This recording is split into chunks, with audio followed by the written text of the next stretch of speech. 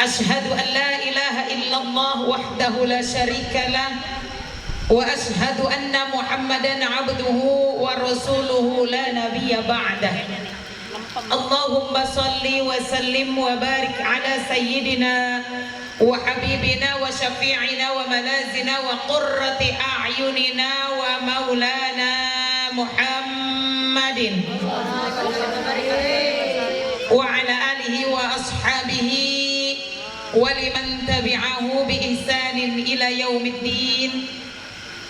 Qala rabbi shrah li sadri wa yassir li amri wahlul 'uqdatam min lisani yafqahu qawli amma ba'du.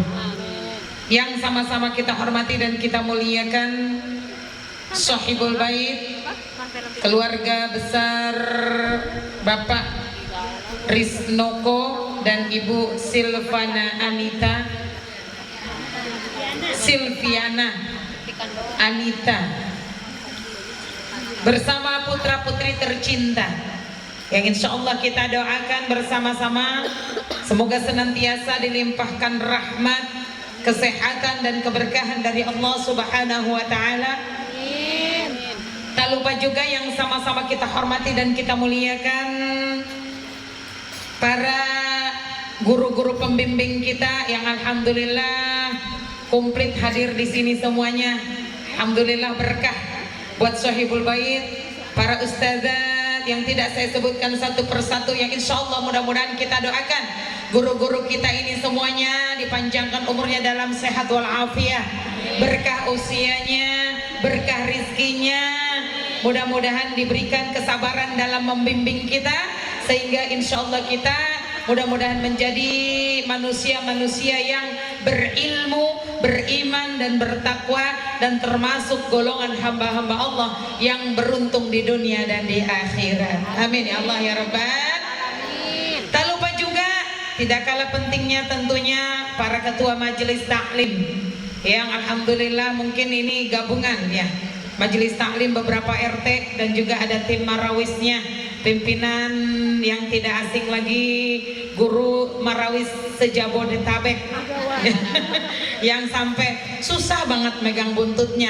Saya udah nyarter Bu sampai udah setahun, dari tahun 2022 belum dapat jadwal, ntar kali 2023. Mudah-mudahan Teh Ela selalu diberikan kesehatan, mudah-mudahan tetap istiqomah karena memberikan ilmu marawis ini juga termasuk ladang amal soleh, karena bersyiar dan bersyair termasuk salah satu penunjang dakwah. Karena ibu-ibu kalau disuruh ngapalin sholawatan, kalau kagak disairin susah ngapalinya ya Bu. Kalau misalnya disuruh baca-baca doa, kalau didoain ibu mah cepet hafalnya, tapi kalau kagak dilantunin, duh ngapalin yang depan dapat, yang buntut hilang, yang buntut dapat, yang depannya kepleset ya gitu ya. Jadi alhamdulillah mudah-mudahan semua ibu-ibu tim marawisnya, tim qasidahnya, ibu-ibu majelis taklimnya selalu diberikan kesehatan, diberikan keberkahan, diberikan kemudahan dalam segala urusan, insya Allah dimudahkan langkahnya hadir di majelis ilmu dan selalu dalam lindungan Allah Subhanahu wa Ta'ala. Amin ya Allah ya Rabbal alamin. Alhamdulillah, tsumma alhamdulillah atas segala nikmat dan anugerah yang tiada terhingga yang Allah berikan kepada kita, terutama nikmat iman dan Islam, nikmat sehat wal afiah, serta nikmat umur yang barakah, sehingga pada hari ini kita bisa bersilaturahim, bermuajahah dan bermusafahah di kediaman keluarga Bapak Risnoko dan Ibu Silviana ini dalam acara tasyakuran walimatul khitan Ananda Bilal Kautsar Rizfiansyah, nyamat namanya, takut kepleset saya nyebutnya. Kita doakan bersama-sama ya Bu, mudah-mudahan Ananda Bilal Kautsar Rizfiansyah dijadikan putra yang soleh, yang sehat, yang pintar. Kitanya udah Bunda? Alhamdulillah, setelah dihitan mudah-mudahan tambah sehat lagi, tambah soleh lagi, mudah-mudahan kelak menjadi kebanggaan orang tua, bisa menjadi penerus perjuangan orang tua, menjadi calon pemimpin di masa depan yang beriman dan bertakwa. Amin ya Allah ya Rabbal alamin. Tak lupa salawat diiringi salam. Semoga Allah limpah curahkan keharibaan junjungan kita, Nabi besar kita Nabi Muhammad sallallahu alaihi wasallam, kepada keluarganya, para sahabatnya, dan seluruh pengikutnya yang istiqomah mengikuti sunnahnya hingga akhir zaman. Mudah-mudahan kita semua termasuk di dalamnya. Amin ya Allah ya Rabbal. Jamaah hadirat sekalian rahimakumullah yang dimuliakan oleh Allah Subhanahu wa taala.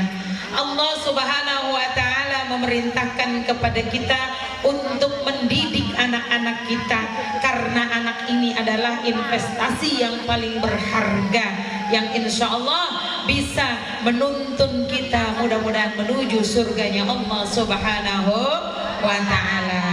Untuk menjadikan anak ini seperti yang dianjurkan oleh Allah dan Rasulnya, supaya bisa menjadi anak yang insya Allah membanggakan, tentunya tidak mudah ya Bu, tidak instan, ada proses, ada tahapan yang harus lewati dan butuh perjuangan dan pengorbanan.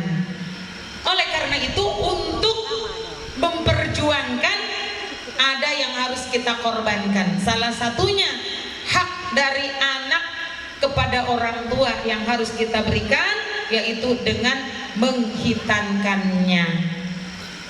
Walaupun menurut kita, mungkin kalau kita pahami secara pemahaman logika, sepertinya menyakiti ya Bu. Karena apa? Karena hitan ini artinya memotong. Yang dipotong apa Bu? Kalau yang dipotong kue mah enak. Kalau yang dipotong tumpeng mah alhamdulillah makan ya Bu. Lah ini yang dipotong apa? Anggota tubuh. Memotong ataupun menggunting sebagian tubuh kita untuk dibersihkan. Dan ini merupakan perintah Allah, di mana di dalam setiap perintah Allah ini pasti ada hikmah. Apabila Allah memerintahkan sesuatu kepada kita, maka perintah itu menjadi wajib. Makanya hitan ini merupakan salah satu kewajiban orang tua kepada anak, khususnya anak laki-laki. Rasulullah sallallahu alaihi wasallam bersabda, al-khitanu sunnatun lirrijal wa makramatun linnisa. Hitan itu sunnah ataupun memotong ujung zakar anak laki-laki merupakan satu kewajiban bagi orang tua, dan itu menjadi satu proses untuk mendidik anak menjadi anak yang soleh dan solehah. Dan untuk anak perempuan juga satu karomah Bu, satu kemuliaan. Ya kalau misalnya sekarang ada yang mengatakan ya anak perempuan mah kagak dihitan kali, yang dihitan mah anak laki-laki. Tapi tetap Bu, ketika anak perempuan itu kita hitan, itu satu kemuliaan, dan kemuliaan itu akan membedakan antara hamba-hamba Allah yang tidak dihitan dengan yang dihitan. Makanya di sini Bu, ada yang punya anak perempuan belum dihitan? Bu, Bu, yang punya anak perempuan kagak ya misalnya kata bidanya nggak dihitan, nggak disunat sekarang mah.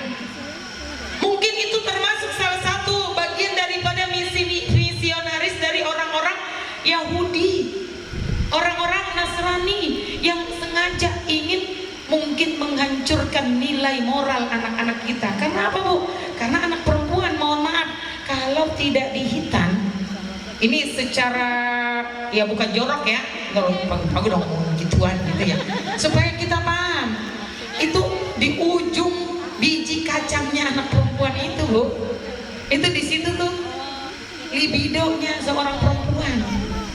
Jadi kalau misalnya dia kagak dibuang, itu nanti bisa menyebabkan hiper, jadi susah dikendalikan. Makanya kalau misalnya anak-anak yang dihitan itu termasuk salah satu pengendali. Kemudian jangan juga kepanjangan. Rasulullah pernah memanggil seorang ahli, ya kalau kita mah di sini mungkin mak paraji gitu ya, yang memang sudah ahlinya di bidang memotong ataupun membersihkan farji anak perempuan. Rasulullah memanggilnya dan kemudian memerintahkan supaya berhati-hati. Wahai ummi, hati-hati ya dalam memotongnya, karena kalau misalnya kebanyakan dipotongnya nanti merugikan suaminya gitu. Ada apa rupanya kalau motongnya kepanjangan, kalau merugikan para suami-suami, nanti ibu dicolek kagak bereaksi. Apalagi timbang dehem doang mah berisik banget bapaknya batuk-batuk minum obat apa pak, kagak paham itu dehem-dehem yang berisyarat kode itu, apalagi musim-musim kayak gini ya bu. Jadi anak perempuan juga dianjurkan untuk dihitan, cuma teknisnya memang berbeda. Karena kalau perempuan mah cukup dibersihkan ujungnya dan dikit bu, nggak kayak anak laki-laki. Kalau anak laki-laki dia harus digunting sekitar ujungnya sampai terbuka. Jadi ujung jakar anak laki-laki yang dibuang itu akan menyebabkan proses-proses insya Allah akan membuat anak kita tumbuh menjadi anak yang soleh, yang sehat, yang cerdas, yang pinter dan kuat. Amin ya Allah ya Rabbal. Apa hubungannya dengan kesolehan anak? Apa hubungannya dengan kesehatan anak? Karena dari ujung zakar yang telah dibuka itu akan membuat salah satu faktor yang paling utama yang harus kita ketahui adalah ketika anak wajib sholat. Perintah sholat salah satu syaratnya adalah kalau anak itu satu apa bu? Anak itu sehat. Kemudian anak itu suci dari hadas. Itu syarat sahnya sholat. Anak sehat walaupun dia pinter, walaupun bacaannya fasih, tapi belum dihitan, termasuk salah satu anak yang belum dikatakan suci dari hadas. Emang apa hubungannya suci dari hadas dengan hitan? Nah ini akan kita bahas. Yang pertama, Allah Subhanahu wa ta'ala menganjurkan kepada kita untuk bersuci. Innallaha yuhibbut tawwabina wa yuhibbul mutatahhirin. Sesungguhnya Allah Subhanahu wa ta'ala mencintai orang-orang yang bertaubat dan orang-orang yang suci. Suci dari hadas, suci dari najis, suci dari kotoran. Kemudian tawabin, suci dari apa? Maksiat. Bersih rohaninya, membersihkan aktivitasnya dari hal-hal yang sifatnya berbau-bau maksiat. Makanya kita bertaubat berarti suci lahir dan batin. Nah kaitannya dengan hitan, kesucian lahir bu. Ketika seorang anak belum dihitan, dia itu sudah wajib misalnya sholat saat dia berusia minimal 9 tahun bu. Kita sudah wajib memerintahkan anak kita sholat. Anak yang sudah berusia 9 tahun kalau belum mau sholat bu, ibu punya kewajiban ngapain? Mukul. Kama qala Rasulullah sallallahu alaihi wasallam, muru auladakum bis sholat. Perintahkan anak-anakmu dengan melaksanakan sholat. Pada usia berapa? Fi sab'ah. Pada usia 7 tahun. Kalau 7 tahun dia belum mau sholat, kita nasehatin, kita tuntun, kita bimbing, kita arahkan. Makanya anak kalau umur 7 tahun itu misalnya sholatnya belum benar, jangan marah bu. Kalau anak kita umur 7 tahun wudhunya belum benar, jangan malah diancam ataupun malah dibilang anak yang nggak bisa ngatur atau nggak bisa menjaga kebersihan. Wajar. Anak misalnya 7 tahun, apalagi kalau misalnya dia itu di rumah emang seneng main air ya, pengen sholat, dia ambil air tuh basahin semua kepalanya, diguyur semua. bajunya basah, ininya basah. Si ibu yang emang apik banget ngomelin anak, musim hujan kayak gini, udah, nggak usah salat-salatan, masih kecil darahnya kayak udah nggak usah. Jadi repot, mama cucian jadi numpuk. Ya bu, gara-gara kita nggak mau repot, anak malah jadi kita larang-larang. Padahal itu udah merupakan proses pendidikan yang paling dasar, yang insya Allah akan menuntun dia supaya nanti besarnya terbiasa dalam melaksanakan ibadah sholat. Nah, ketika dia sudah berusia 9 tahun, wadribuhum, pukul kalau udah nggak mau sholat. Jadi perintahnya udah lebih keras lagi. Nah, makanya dari konteks ini bu, banyak para ulama yang menafsirkan bahwa kalau bisa mas sebelum 9 tahun anak sudah dihitan. Karena kalau dia 9 tahun udah disuruh sholat, kalau dia belum dihitan nanti wudhunya belum bener. Nah, ini anak Bilal mana? Mana nih ya? Tapi kan ustazah di kampung saya mah, ya kalau hitam itu ada yang udah kelas 6 SD, ada yang udah SMP, iya, ada yang udah mau masuk SMA lah. Kangen SMA mah ya. Kalau zaman dulu mah bisa jadi. Nah sekarang mah bu, anak SMP banyak yang udah bisa bikin anak. Ya, jangan. Makanya kalau anak udah minta hitam itu jangan suka ditunda-tunda. Kadang-kadang kitanya juga sih, anak udah pengen dihitam kita ulur-ulur aja. Kalau udah gede-gedean dikit ntar nungguin ayahnya dapat duitnya banyakan, ntar kan. Nah salah kita mah. Jadi kalau anak kadang udah minta ditakut-takutin, akhirnya jadi bantut kalau kata orang Selang teh. Jadi nggak berani lagi. Begitu giliran mamanya, ayahnya udah kepengen menghitankan, anaknya kagak berani. Apalagi kalau ditakut-takutinya. Nanti kan kalau disunat kan nanti pakai golok, pakai bendok. Nah jadi Allah Subhanahu Wa Taala memang memerintahkan hitan ini bu, pertama kalinya dulu kepada Nabi Allah Nabi Ibrahim. Nabi Ibrahim dulu menerima perintah hitan pada saat usianya 80 tahun. Jangan kita ikutin bu, karena kalau zaman dulu mah ya karena turunnya syariatnya memang pada saat itu, dan Nabi Ibrahim saat itu langsung melaksanakan. Ya kalau sekarang mengikuti sunnah Nabi Allah Nabi Ibrahim kan di lagunya begitu ya, karena kita nih ngikutin Nabi Ibrahim. Adikku sayang, oh adikku sayang, kini masanya kau akan dihitankan, menjalankan syariat Nabi Allah Ibrahim sebagai abul anbiya yang dikasihi Allah tersebut Khalilullah.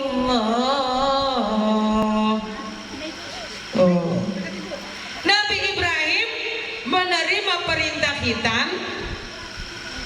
Yukhtanu Ibrahim samanina sanatan, pada saat udah berumur 80 tahun.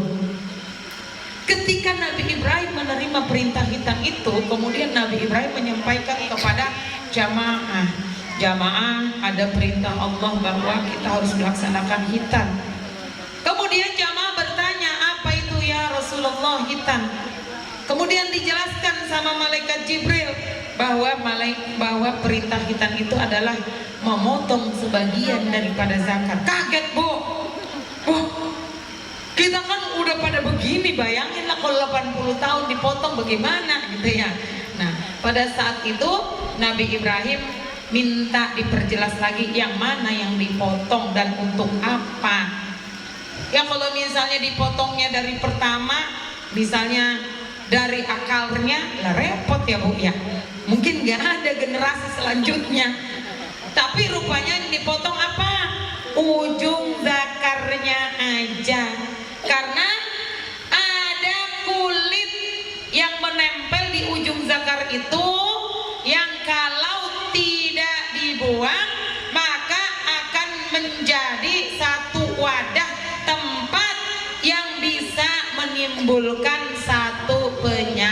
penyakit.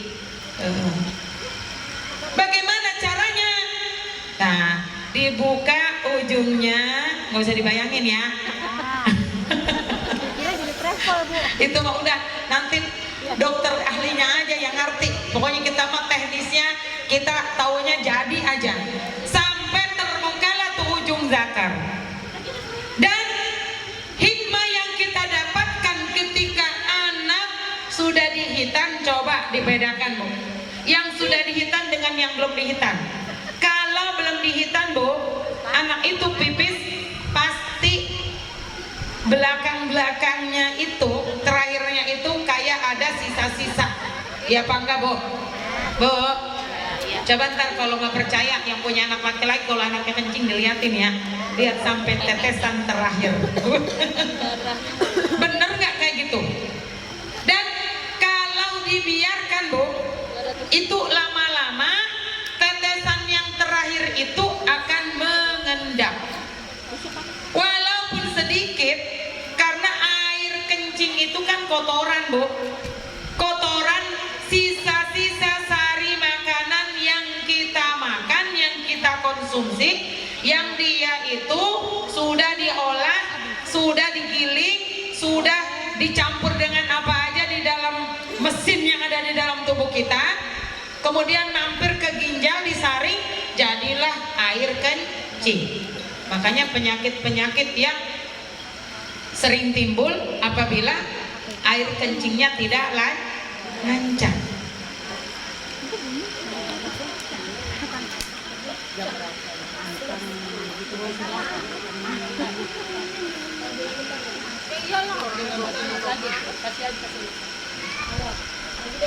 Jadi kalau misalnya anak sudah dihitan Bu, yang pertama ketika dia sudah dihitan, wudhunya Bu insya Allah sudah sempurna, karena air pipisnya itu keluarnya lancar. Kemudian wajibnya sholat kan harus berwudhu, sahnya wudhu harus bersih dari hadas, dari najis, diawali dari istinja. Istinja itu cebok. Kalau misalnya ceboknya nggak benar, maka wudhunya tidak akan benar. Kalau wudhunya nggak benar, maka sholatnya pun tidak akan sah. Makanya awal dari sholat kita dari istinja. Makanya setiap pelajaran toharoh itu diawali dari istinja. Istinja itu apa? Cebok. Cebok apa? Tentunya dua alat organ tubuh, alat vital yang mengeluarkan kotoran dari tubuh kita, yaitu dubur dan kubul. Dubur itu apa? Nih belakang. Kubul depan. Nah, dua lubang itu harus lancar ya Bu. Gara-gara dua lubang itu kagak lancar, sampai ada Bu yang harus mengeluarkan dana puluhan juta, bahkan sampai ratusan juta. Iya apa enggak Bu? Makanya sehat itu mahal. Makanya yang kedua hikmah yang kita dapatkan, alhamdulillah, dengan adanya perintah khitan, insya Allah kita mendapatkan nikmat kesehatan. Akhirnya Bu, banyak yang non muslim pun ngikutin. Banyak orang-orang yang bukan Islam tapi melaksanakan khitan. Karena kalau misalnya hitannya nggak bener aja harus diulang. Dan kalau belum dihitan, terjadinya penyakit, contoh batu ginjal itu sangat gampang.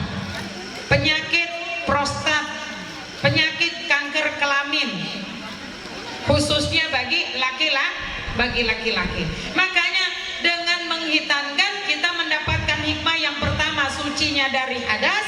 Insya Allah sholatnya jadi benar.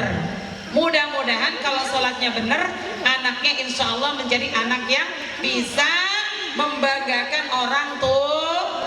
Jadi walaupun anak kita belum akil balik, tapi kalau anak kita rajin sholat, anak kita misalnya rajin ke masjid, sholatnya benar, maka jadi pahala Bu, jadi celengan buat orang tuanya. Jadi salah satu keberuntungan orang tua apabila anaknya yang masih kecil ataupun belum akil balik, tapi tapi rajin salatnya, rajin ngajinya, soleh banget, masya Allah, tabarakallah. Maka setiap kebaikan yang dilakukan anak itu menjadi celengan bagi orang tua. Tuh, beruntung nggak Bu? Beruntung. Bangga nggak Bu? Kalau anaknya sholatnya rajin, ngajinya pinter, ke masjidnya rajin, apalagi anak kita anak laki-laki. Dan apabila anak kita anak laki-laki Bu, maka kalau sudah dihitan nih, udah bisa jadi imam buat ibunya. Nih misalnya Ananda Bilal, udah ganteng, pinter, soleh. Besok nih ayahnya misalnya belum pulang, mungkin macet di perjalanan, sholat maghrib berjamaah, bisa ngimamin mamahnya. Tuh ya, karena sudah dihitan. Kemarin belum boleh. Walaupun misalnya anak kita ngajinya bagus, hafalannya bagus, tapi belum dihitan, dia nggak boleh ngimamin mamahnya. Nah dia sudah bisa menjadi imam bagi orang-orang yang mungkin ada di sekitarnya. Tuh. Jadi nilai pahalanya berlipat ganda. Dan Rasulullah Shallallahu Alaihi Wasallam mengungkapkan bahwa apabila ada orang tua yang punya anak yang soleh dan solehah, maka kesolehan anaknya itu nanti akan menjadi saksi di hadapan Allah. Apalagi kalau anak kita ahli Quran, Allah Subhanahu wa Ta'ala akan memanggil orang tua yang punya anak yang soleh dan solehah, kemudian memasangkan jubah yang indah, memasangkan mahkota yang indah kepada orang tua tersebut. Dan orang tua itu akan bertanya, ya Allah, ini dari mana? Ya Allah, ini apa? Ya Allah, waktu di dunia saya tidak bisa memakai yang seperti ini, tapi ini kok ada. Dari mana ini ya Allah? Kemudian Allah Subhanahu wa Ta'ala akan menjawab, ini adalah balasan bagi pengorbananmu, perjuanganmu ketika hidup di dunia. Kamu rela, ikhlas, ridha mendidik anak-anakmu sehingga anak-anakmu menjadi anak yang soleh dan solehah. Anak-anakmu jadi pinter ngajinya. Kamu rela sampai nggak beli baju yang cakep-cakep. Kamu rela sampai nggak bisa jalan-jalan. Kamu rela membelanjakan hartamu. Kamu rela menyisihkan uang tabunganmu demi supaya anakmu pinter, supaya anakmu berilmu. Nah inilah balasannya. Maka Allah berikan balasan pakaian yang indah, surga yang penuh dengan kenikmatan, melebihi kenikmatan yang ada di langit dan bumi beserta isinya. Subhanallah. Begitu berartinya anak yang soleh dan solehah bagi orang tua. Maka dari itu jangan pernah kita merasa lelah ya Bu. Jangan pernah kita merasa putus asa mendidik anak kita, mengantarkan anak kita, membiayai anak-anak kita supaya anak-anak kita pinter. Berapapun biaya yang kita keluarkan untuk mereka, menghitamkannya, menyekolahkannya, apalagi menitipkannya di pondok pesantren, insya Allah semua yang kita keluarkan itu akan kembali kepada diri kita, akan menjadi penolong bagi kita, akan menjadi harta yang paling berharga bagi kita, dan nanti akan menjadi saksi di hadapan Allah Subhanahu wa Ta'ala. Amin ya Allah ya Rabbal. Kita doakan mudah-mudahan Ananda Bilal bersama dengan adik-adiknya. Adiknya mana tadi? Iya, mudah-mudahan adiknya ntar tahun depan gantian dihitan ya. Adiknya kelas berapa? Oh, kelas 4. Kayaknya udah gede banget ya. Kirain tadi ya apa itu abangnya gitu. Hampir sama ya gedenya ya. Mudah-mudahan biar putranya berapa Bunda? 3. 1 putri, subhanallah. Mudah-mudahan putra putrinya dari Mama Bilal dijadikan anak-anak yang soleh dan solehah, anak-anak yang berakhlakul karimah, anak-anak yang insya Allah bisa membanggakan orang tua, sehat jasmani dan rohaninya. Mudah-mudahan dicukupkan dalam biaya pendidikannya, dalam meraih cita-cita apapun yang dicita-citakan dan dihajatkan, mudah-mudahan dikabul oleh Allah Subhanahu wa Ta'ala, dan mudah-mudahan kedua orang tuanya juga diberikan keberkahan dalam rizki, hajatnya hari ini membawa barakah, rumah tangganya dijadikan rumah tangga yang sakinah, mawaddah warahmah, dan doa yang sama untuk kita semua ya Bu ya. Mudah-mudahan anak-anak kita dijadikan anak-anak yang soleh dan solehah. Sekarang sudah di akhir zaman Bu, Ibu, kita nggak usah ambisi lagi mengejar dunia, kita kejar akhirat melalui menyayangi anak-anak kita. Jangan pernah bosan mendoakan anak-anak kita, karena kita tidak pernah tahu pada zamannya nanti mereka seperti apa. Karena di zaman sekarang aja Bu, kita udah digonjang-ganjingkan, bencana sudah terjadi di mana-mana, akhir zaman sudah diambang pintu, kita sudah merasakan bagaimana ujian, udah melihat bagaimana terjadinya yang Allah tunjukkan bencana-bencana yang menimpa hamba-hambanya. Mudah-mudahan anak kita diselamatkan iman dan Islamnya, dikuatkan akidahnya, bentengi mereka Bu dengan ilmu agama, titip mereka sama guru-guru ngajinya, titip mereka ke pendidikan-pendidikan yang insya Allah membekali mereka menjadi anak-anak yang insya Allah mendoakan kita, yang akan menjadi pembela bagi kita di yaumil qiyamah. Karena harta mabuk nggak bakalan kita bisa bawa mati kalau kita cuma menikmatinya untuk kesenangan dunia. Tapi kalau kita membelanjakannya di jalan Allah, kita peruntukkan untuk ibadah, kita belanjakan untuk biaya pendidikan mereka, apalagi mereka diperhatikan pendidikan agamanya, insya Allah harta yang kita punya ini pun akan menjadi bekal kita nanti di yaumil qiyamah. Amin amin ya Allah ya Rabbal alamin. Ala hadhihi niyah wa ala kulli niyatin salihah. Al-Fatihah. أعوذ بالله من الشيطان الرجيم. بسم الله الرحمن الرحيم. الحمد لله رب العالمين الرحمن الرحيم مالك يوم الدين إياك نعبد وإياك نستعين اهدنا الصراط المستقيم صراط الذين أنعمت عليهم غير المغضوب عليهم ولا الضالين آمين. رب اغفر لنا ولوالدينا آمين. Jamaah hadirin hadirat sekalian yang dirahmati oleh Allah Subhanahu wa taala, sebenarnya pengen nyambung sampai selesai, tapi berhubung masih banyak tugas yang harus dijalankan, mohon dibukakan pintu maaf yang seluas-luasnya. Wabil khusus kepada Sohibul Bait, saya tidak bisa sampai selesai, dan juga kepada para guru-guru tercinta, pejuang-pejuang solehah, calon bidadari surga. Mudah-mudahan semua sehat ya. Kita ketemu lagi insya Allah. Mudah-mudahan ya tahun depan kayaknya ya. Iya, mudah-mudahan ya walaupun setahun kita harus berpisah, mudah-mudahan tahun 2023 kita berjumpa lagi di tempat yang lebih baik, dalam acara yang baik, dan bersama dengan orang-orang yang baik, sehingga mudah-mudahan kita termasuk golongan hamba-hamba Allah yang terbaik, hamba pilihan yang istiqomah. Mudah-mudahan di dunia kita berkumpul dalam kebaikan, dan di akhirat nanti pun kita bermuara di jannah bersama dengan orang-orang baik, bersama dengan baginda Rasulullah sallallahu alaihi wasallam. Amin amin ya Allah ya Rabbal alamin. Rabbana taqabbal minna innaka antas samiul alim wa tub alaina innaka antat tawwabur rahim. Rabbana atina fid dunya hasanah wa fil akhirati hasanah wa qina adzaban nar wa adkhilna al jannata ma'al abrar ya aziz ya ghaffar ya rabbal alamin. Wa sallallahu wasallim wa barik ala sayyidina Muhammadin nabiyil ummi wa ala alihi wa sahbihi wa barik wa sallim ajma'in bi fadlika subhana rabbika rabbil izzati amma yasifun wa salamun ala al mursalin walhamdulillahi rabbil alamin. Wassalamu alaikum warahmatullahi wabarakatuh.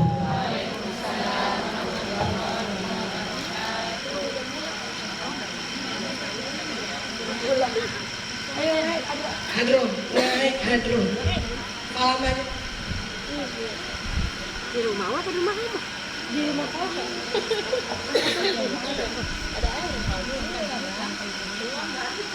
Terima kasih kepada ibu guru kita, yaitu Mukarramah Ustazah Hajah Darul Nasution, yang telah menyampaikan tausiahnya.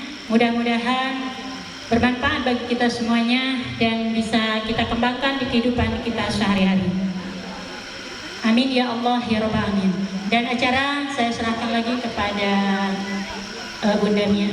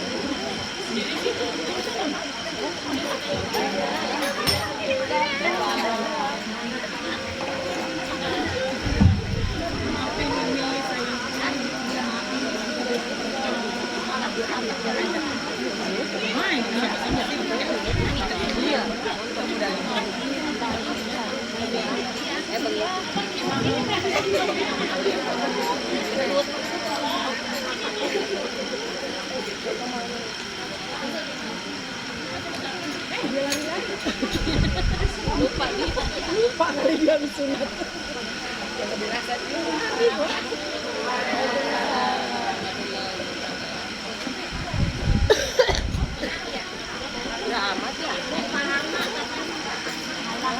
Langsung palama.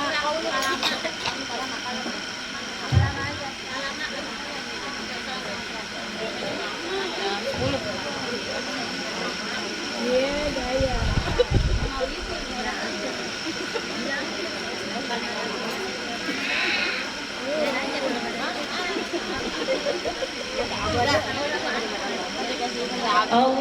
Allahumma salli wa sallim wa barik alaihi. Sallu alaihi. Bismillahirrahmanirrahim. Sallu alaihi. فلما نوال مولده الكريم وحان مقدمه الشريف العظيم Sallu alaihi. صاح الشاوس الإشارة بالبشارة لأهل الأرض أجمعين Sallu alaihi. وما أرسلناك إلا رحمة للعالمين Sallu alaihi. فعند ذلك حفت بأمه آمنة الملائكة الأبرار Sallu alaihi. تهجبها بأجنحتها عن أعين الأغيار فوقف عن يمينها ميكائيل وبين يديها جبريل ولهم جدل بالتسبيح والتقديس والتهليل للملك الجليل سبحان